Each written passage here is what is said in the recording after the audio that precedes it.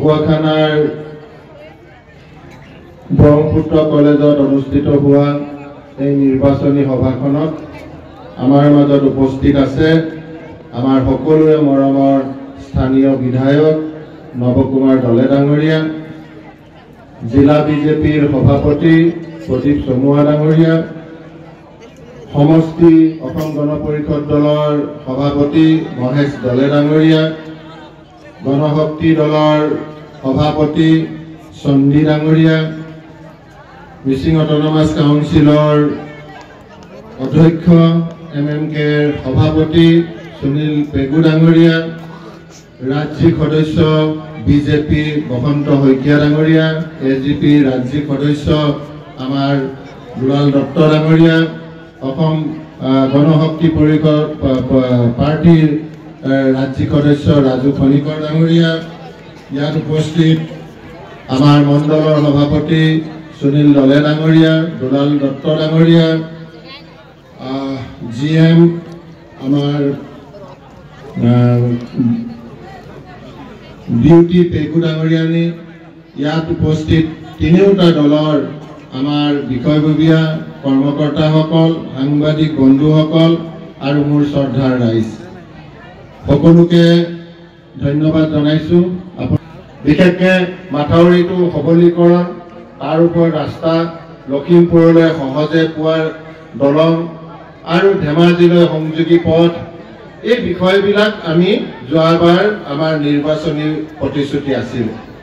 মই এইবাৰ আৰু এটা বিষয় লৈ ল'ব বিচাৰিছোঁ, গতিকে যোৱাবাৰ এই বিষয়টো আপোনালোকৰ যদি মোৰ ভাষণ মনত আছে, মই এবাৰলৈও দিচাং টেকেলিকুটা দলংখনৰ কথা মই কোৱা নাছিলোঁ, কিন্তু মই এইবাৰ আপোনালোকক কথা দি গৈছোঁ যে অহা কাৰ্যকালত আপোনালোকে দিচাং টেকেলিকুটা দলং আৰু আপোনালোকে ৰাস্তা বঢ়াই দিছোঁ।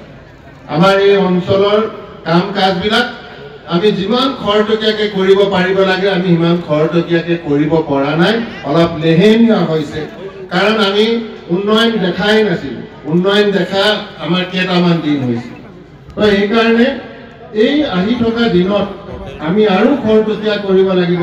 আমাৰ কিছুমান আৱেগ থাকে ৰাইজৰ মাজত, সেই আৱেগবিলাকক গুচাই কামবিলাক খৰতকীয়া কৰিব পাৰিলে আমাৰ এই অঞ্চলৰ দিচাং টেকেলিকুটাই নহয়, আমাৰ সোৱণশিৰি গৰাখহনীয়া, ব্ৰহ্মপুত্ৰৰ গৰাখহনীয়া, এই বিষয়বিলাক খুব সোনকালে মীমাংসা হ'ব।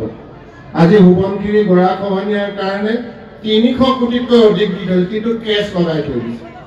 ঠিক তেনেধৰণে গাই নদীত মাথাউৰি আমি ৰাইজে আপত্তি কৰাৰ কাৰণে বনাব দিলোঁ, এফালে আকৌ আপত্তি কৰি আছোঁ। তো এনেকুৱা ধৰণৰ বিষয়বিলাক আছে, সময়ত তেওঁলোকে কথাবিলাক আমাক দাঙি নধৰে, আমিও গম নাপাওঁ, যোনে কয় তেওঁলোকৰ কথাবিলাক আমি কৰি দিওঁ। যি নহওক, আহি থকা দিনবিলাকত এই অঞ্চলবিলাকলৈ আৰু দ্ৰুত উন্নয়ন আপোনালোকে দেখা পাব, আৰু তাৰ কাৰণে আমি আৱশ্যকীয় অনুশীলনবিলাক আমি কৰি থাকোঁ। আৰু কেইদিনমান আগতে মুখ্যমন্ত্ৰী ডাঙৰীয়াক আমি ব্ৰহ্মপুত্ৰৰ পাৰে পাৰে মাজুলীলৈকে লৈ, তাৰ লক্ষ্যটো হৈছে যে মাথাউৰিটো আৰু সবলীকৰণ কৰাৰ দৰকাৰ। মাথাউৰি আগফালে আৰু জংঘল আমাৰ আৱশ্যক আছে। আজি ধেমাজি বা জোনাই এই অঞ্চলবিলাকত মাথাউৰি আগফালে কিলোমিটাৰছত বহুত মাইল জংঘল গজি এটা নেচাৰেল প্ৰটেকশ্যনো আহিছে। তো মুখ্যমন্ত্ৰী ডাঙৰীয়াক সেইদিনাখন ৰাখি এই কথাটো আমি তেখেতক বুজাই কৈছোঁ, আৰু ইতিমধ্যে এটা পইচাটো অনুমোদন দিছেই, লগে লগে আৰু পইচা তেওঁ ইতিমধ্যে দিয়াৰ ব্যৱস্থাখিনিও কৰিছে। আৰু আমি যোৱাবাৰ কৈছিলোঁ যে এই অঞ্চলৰ বান আমি নিয়ন্ত্ৰণ কৰাৰ কাৰণে কাম কৰিম। গতিকে আমাৰ চামপৰা নদীটো প্ৰতি বছৰে যদি আপোনালোকে দেখা পাই আছে, যোৱাবাৰ এইফালে মাথাউৰি মাৰিলোঁ, এইবাৰ তাৰ উল্টা চাইডে মাথাউৰি মাৰিছোঁ, এইফালে এতিয়া স্লুইচ গেট বনাইছোঁ, অহাবাৰ ইফালেও স্লুইচ গেট বনাম। তো এই ধৰণে আমি ৰাইজক কোৱা কথাবিলাকৰ আমি কামখিনি কৰাৰ কাৰণেও আমি প্ৰয়াস কৰিছোঁ। ইয়াৰ উপৰিও মাজে মাজে মুখ্যমন্ত্ৰী বা আমাৰ চৰকাৰক আমি দৃষ্টি আকৰ্ষণ কৰিবৰ কাৰণেও চেষ্টা কৰোঁ। যেনেকৈ এই অঞ্চলৰ এটা ঐতিহাসিক অনুষ্ঠান ফাট বিহু, বাসুদেৱ থানটো, ঠিক তেনেধৰণে আমাৰ কি কয় হাৰহি দেৱাল, এইবিলাক ঐতিহাসিক জেগাকো আমি আৰু ধুনীয়াকৈ বনোৱাৰ কাৰণে মুখ্যমন্ত্ৰী ডাঙৰীয়াই যোৱাবাৰ ঘোষণা কৰি গৈছে আৰু কিছু তাৰ প্ৰাক্কলনবিলাক তৈয়াৰ হৈছে আৰু লাহে লাহে দেখিব যে সেই অনুষ্ঠানবিলাকো এটা ৰাইজৰ চাবলগীয়া অনুষ্ঠান হ'ব আৰু তেনেধৰণে ইয়ালৈ আমাৰ টুৰিষ্টবিলাক লোকেল টুৰিষ্টবিলাক আহিব আৰু তেনেধৰণে আমাৰ ৰাইজে ইয়াৰ পৰা উপকৃত হ'ব। হাবুঙকো আমি কাষত তেনেধৰণে ধুনীয়াকৈ বনোৱাৰ কথা ভাবিছোঁ আৰু আপোনালোকে নিশ্চয় এইবাৰ মিচিং ইয়থ ফেষ্টিভেল বগীবিলৰ তলত চাগে খুব এনজয় কৰিলে।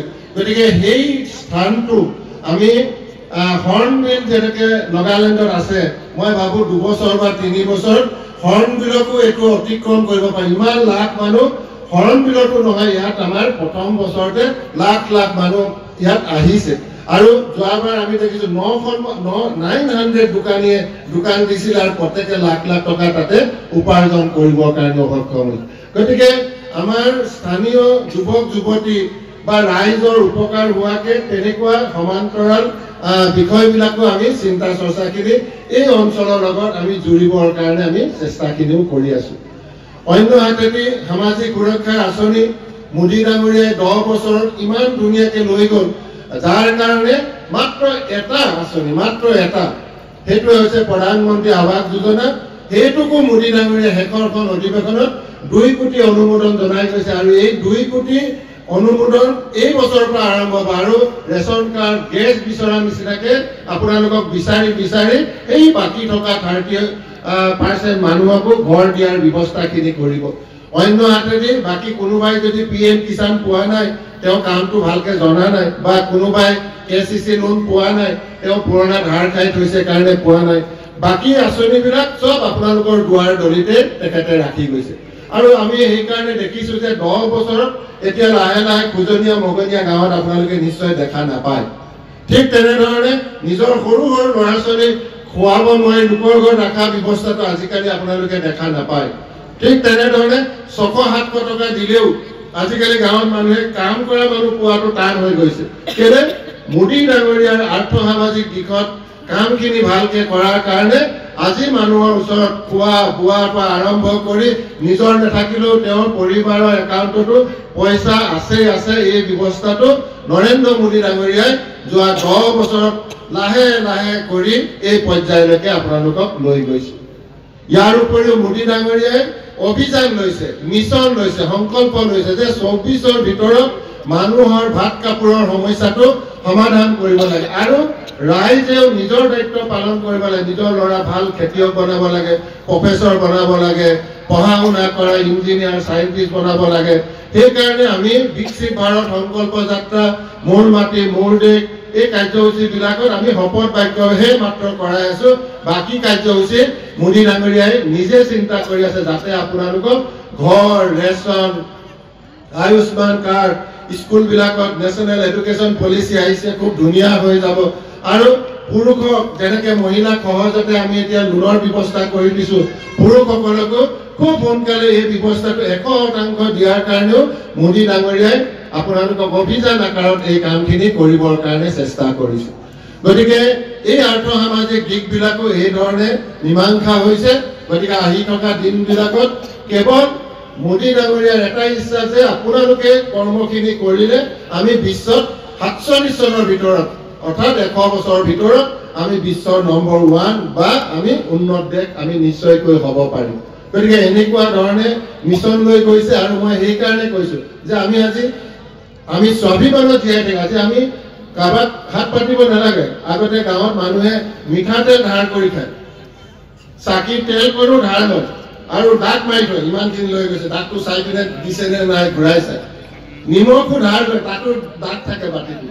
তো সেই দিনৰ পৰা আমি আজিৰ দিনটোত আমি আত্মসন্মানেৰে জীয়াই থকা আৰু আমি দেখিছোঁ যে সেইকাৰণে আজি বিৰোধীবিলাকৰ গণবিচ্ছিন্ন হৈ গৈছে।